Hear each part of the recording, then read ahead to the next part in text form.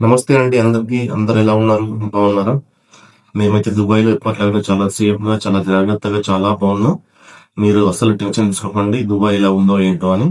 అయితే ఈరోజు నేను వీడియో చేయడానికి గల కారణం ఏంటంటే, ఒకటి 2 ముఖ్యమైన అప్డేట్స్ వచ్చినాయి. అయితే మన ఫ్లైట్‌ల గురించి. దాని గురించి వీడియో చేస్తున్నా.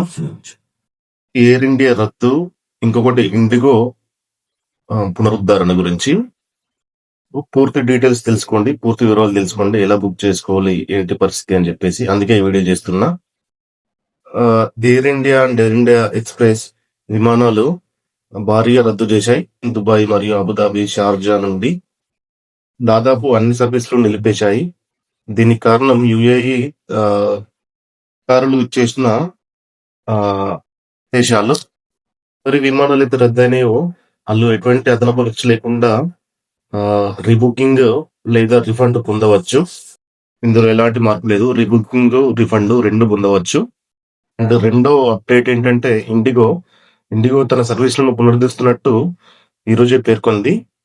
అండ్ మిడిల్ ఈస్ట్ లో 16 నుండి 28 వరకు కొన్ని ప్రత్యేక రూట్లలో దానికి ఇండిగో సిద్ధమైంది.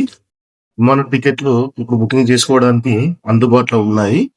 ఒకవేళ మీ పాత టికెట్లు ఏదైనా ఇండిగో క్యాన్సిల్ అయి ఉంటే ఇండిగో టీం వల్ల మీకు స్వయంగా కాల్ చేసి అసిస్ట్ చేస్తారు. షెడ్యూల్ కానీ, రీబుకింగ్ కానీ, రిఫండ్ గురించి కానీ వాళ్ళే మీకు కాల్ చేసి చెప్తారు, సాయం చేస్తారు.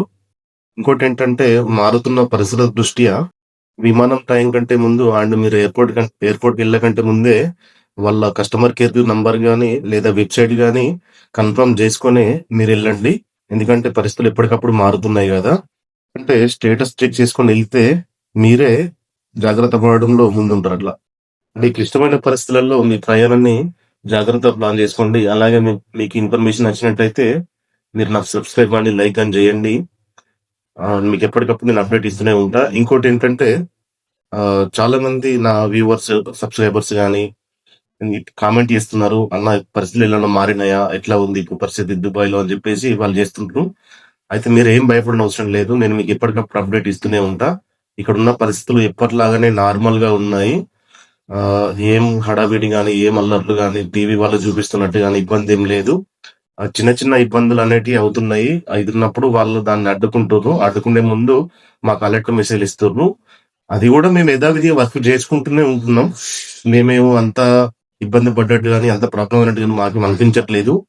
మరి టీవీ వాళ్ళు చూపిస్తుర్రు. ఎందుకట్లా చూపిస్తుర్రో మాకేం అర్థం కావట్లేదు. అవుతున్నాయి. అవుతలేవని గాదు. ఏదో చిన్న చిన్నగా అవుతున్నాయి ఇబ్బంది లేకుండా. అది మాకు వా ఎప్పుడైతే మాకు అలర్ట్ మెసేజ్ వస్తుందో మామూలుగా మేము పైకి చూస్తే గూడా మాకు కనిపిస్తుంది.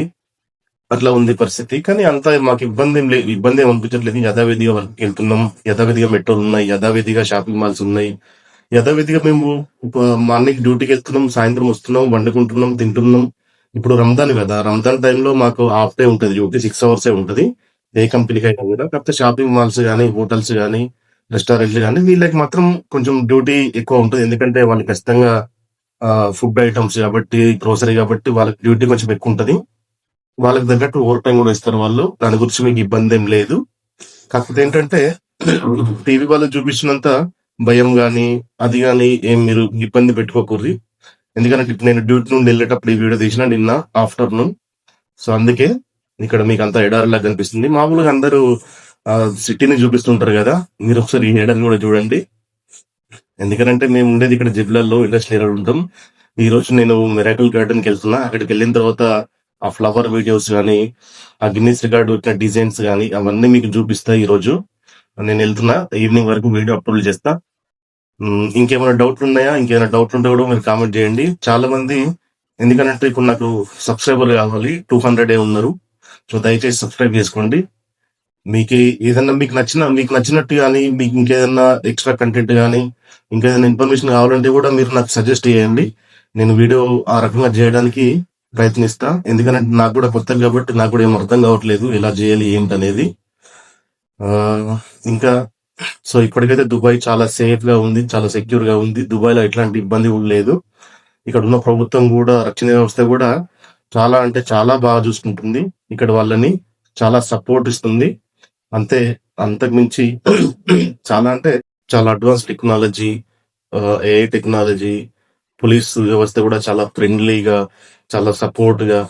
అండ్ ఇంకోటేంటంటే ఇక్కడ మీరు అనుకున్నట్టు అంత పెద్ద అల్లర్లు అవుతుంటే ఇక్కడ రెగ్యులర్‌గా మెట్రోలు గాని, బస్సులు గాని ఎందుకు నడుస్తాయండి? ఒకసారి ఆలోచించండి. రెగ్యులర్‌గా మీరు చూస్తుర్రు గదా! ఆల్రెడీ ఇన్‌స్టాగ్రామ్‌లో వాళ్ళు కావాలని చేస్తుర్రు గావచ్చు. కానీ చాలా వరకైతే మీరు మీ వాళ్ళకి ఫోను చేసి ఉంటారు గదా! వాళ్ళు డ్యూటీకెళ్తుర్రు, వస్తుర్రు అని చెప్తూనే ఉన్నారు గదా! అంత పెద్ద ఇబ్బందేమి లేదు. అండ్ ఓకే అండి. ఇంకా చాలా చూద్దాం. ఇంకేదైనా విషయాలుంటే మీరు నాకు సజెస్ట్ చేయండి. నేను దాన్ని బట్టి మీకు ఎప్పటికప్పుడు అప్‌డేట్ ఇస్తుంటా. కానీ నేను చెప్పింది మాత్రం ఒకసారి చూసుకోండి. ఎప్పుడైతే మీరు ఏరో ఎయిర్ హెడ్ ఏరో ఎయిర్‌పోర్ట్‌కెళ్తారో అప్పుడు ఖచ్చితంగా ఫ్లైట్ స్టేటస్ చెక్ జేసుకోండి. ఆ వెబ్‌సైట్ వాళ్ళని గాని, ఆ కస్టమర్ కేర్ వాళ్ళకి గాని ఫోను జేసి మీరు విషయం ఏంటని ప్రాపర్‌గా తెలుసుకోండి. నేను గూడా మీకు ఎప్పటికప్పుడు అప్‌డేట్ ఇస్తూనే ఉంటా. అండ్ నేను నిన్న ఒక వీడియో అప్‌లోడ్ చేసిన. విమానాలు ఎందుకు రద్దవుతున్నాయి? ఏంటి ప్రాబ్లమ్ అని జెప్పేసి ఒక వీడియో అప్‌లోడ్ చేసిన. ఆ వీడియో గూడా చూడండి. మన ఛానెల్‌లోనే ఉంది. ఎందుకనంటే ఇక్కడ ప్రస్తుతం ఉన్న ఎయిర్ స్పేస్ క్లోజెస్ వల్ల, ఎయిర్‌పోర్ట్‌లో ఉన్న ఇబ్బందుల వల్ల ఫ్లైట్‌లు క్లోజ్ అవుతున్నాయి అని జెప్పేసి నేను చాలా క్లియర్‌గా అంటే చాలా క్లియర్‌గా జెప్పిన. మీరొకసారి ఎళ్లి చూడండి. చూస్తే మీకు అర్థమైతది. ఎందుకు క్లోజ్ అవుతున్నాయి? ఎందుకు రద్దవుతున్నాయి? ఎందుకు లేట్ అవుతున్నాయి అనే విషయం. సరే అండి. మరి thank you. Thank you so much. ఎందుకంటే మీకు సొల్లంతా జెప్పిన తర్వాత మీకు ఇన్ఫర్మేషన్ జెప్తే బాగుండదు గదా! అందుకే మీకు ఇన్ఫర్మేషన్ ఫస్ట్ జెప్పి తర్వాత ఇక్కడున్న పరిస్థితులు జెప్తున్నా. ఎందుకంటే చాలా మంది త త ఫస్ట్ వరకే చూసి కట్ జేస్తారు గదా!